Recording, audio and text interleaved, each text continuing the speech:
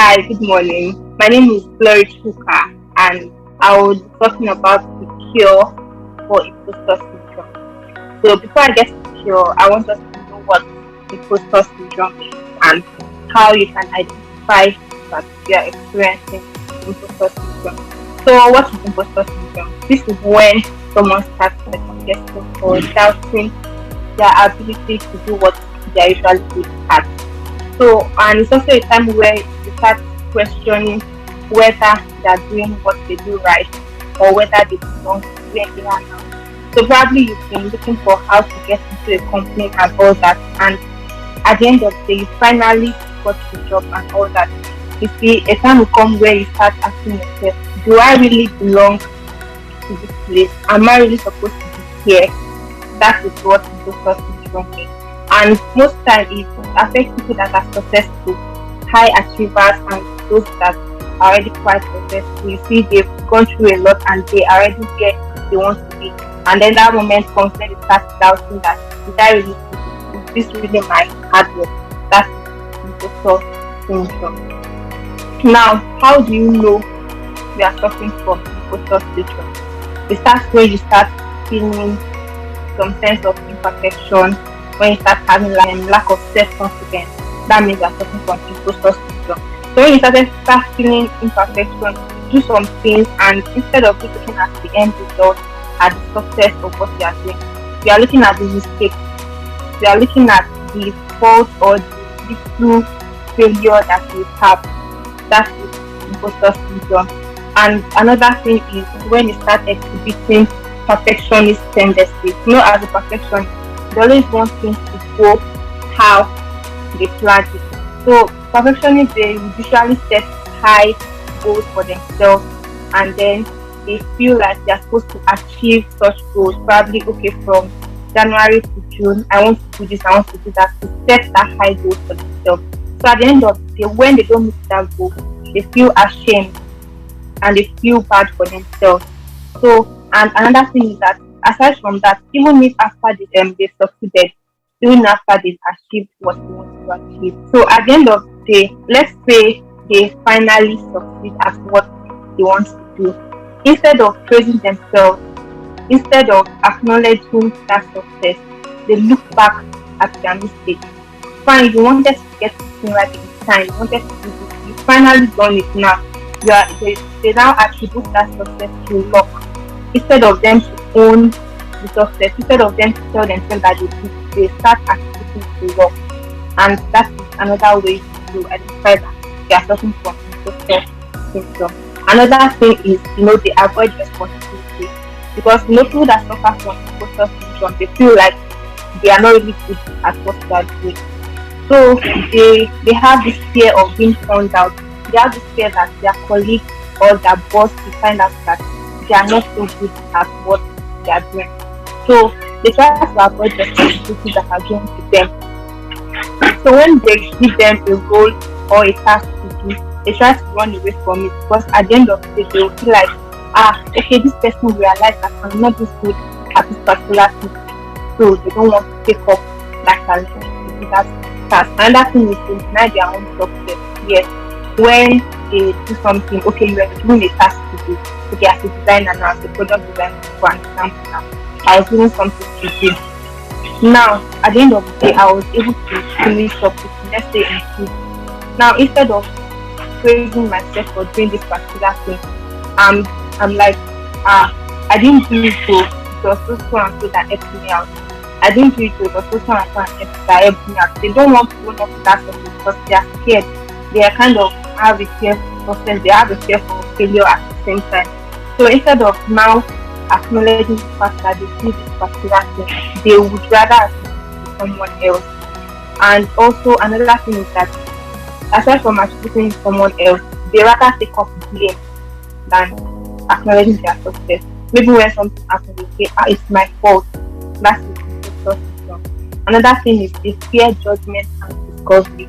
Maybe after doing something, you're doing a task, design this and that, and then someone comes and is trying to tell you, oh, you didn't do this well. They fear that part of everything. And funny thing is that this thing is normal. In whatever you are doing, it's bound to happen for people to comment on your work, give you praises, probably criticize it and all that. They fear that space of life. So that's imposter syndrome. And the exciting thing about this thing is that it's either it limits your possibility or it helps you to become better at what you do. So it's now your choice to choose what you want that syndrome to do to you. So there are some people that when they start feeling that way, it has a positive impact in their life because everybody wants to become better. So when people are suffering from imposter syndrome and they have this feeling that they're not good at what they do, they now become better. They learn, they ask questions and all that. So it's left for you to choose what you want to do with that imposter syndrome. Now, how do you now cure for this syndrome? First, you have to acknowledge the feeling. You have to acknowledge the fact that you are having this particular feeling of self-doubt. You are having this particular lack of confidence in what you are good at. Yes, you are good at this thing, but you are scared. You are feeling like, no, I'm not so good at this thing. You are feeling like it is luck that brought you where you are now. Whereas you are actually good at this thing. You took your time to learn. You went through the normal process. So you have to acknowledge the fact that you are having this feeling of imposter syndrome. Another way you can do it is to talk to people. Okay, let's say for a fact that you start having this self-doubt. Talk to someone about this. I feel like I'm not really okay. I feel like this thing that I'm good at, I feel like it's not really me. And then you realize that even this person you are talking to is feeling the same way. Then the fact that you are not the only one having the same way help you.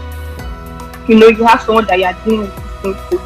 You talk to your colleague, you can talk to your boss and all that. And then you realize that at the end of the day, you are feeling better. Another way is to understand your weakness and your strength. Understand what you are good at. Understand what is always limiting you. When you know these factors, when you know these things that you are actually good at, by the time the weakness comes, by the time that self-doubt comes, you personally will tell yourself that no, I'm good at this thing. I did this, I did that. So if I'm able to do this, I should be able to do the other things that come with. Then another thing that you should know is you should own your own success. Like I said the other time, people don't like owning their success. So when you start celebrating your little wins, any small thing that happens like this, tell yourself, I did, wow, this is me and all that. You see, I'm not talking about being proud now. I'm not talking about being confident and all that, but the little things that you do, tell yourself that I was happy with myself. Like you get, I looked at I would always go back to that design. I would always like say to myself that wow, you are really good at this, and it helped me to want to do other amazing things to get. So we should learn how to own our success, and with that we will have this feeling of wanting to do more. Then we should always learn. We should keep learning. We should be consistent. We shouldn't just relax in our comfort zone. Okay, you're able to do this thing, and then you just relax and just feel like that's it all. No, take up more challenge.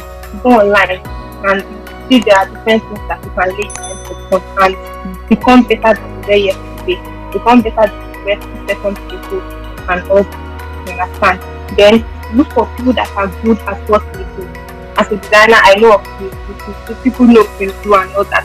Look for a mentor that you look up to. You get, look for people that are better than you. And instead of getting intimidated by they did better than you, should use it to your own advantage. You should use it to challenge yourself. You should use it to challenge yourself and then meet up with those tickets and tell yourself, if this person can do this, I can do that. And that's it. Learn from people, don't just feel relaxed and there.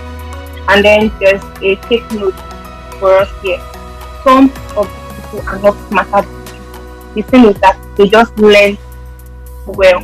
So as a person, whatever you are doing, you are a designer, you are an artist and all that, the people that you are looking at, it's not as if they are smarter than you. They learn, they took time, they come to the nice and all that. I know the pain and everything, you don't know what they went through before they were able to get where they are now. So keep learning. When you learn, you realize that you are not that dull, you are a smart person. And some of these experts, they were once beginners. Yes, they didn't just stand up and they didn't just become an expert over the night.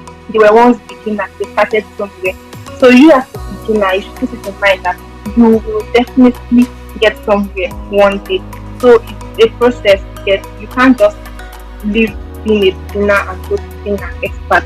So just realize that this expert that you feel intimidated by were once beginners, and they learned, they did the right thing, probably take courses and all that, attending conference and seminars and anything that you need to do to make it better what you are.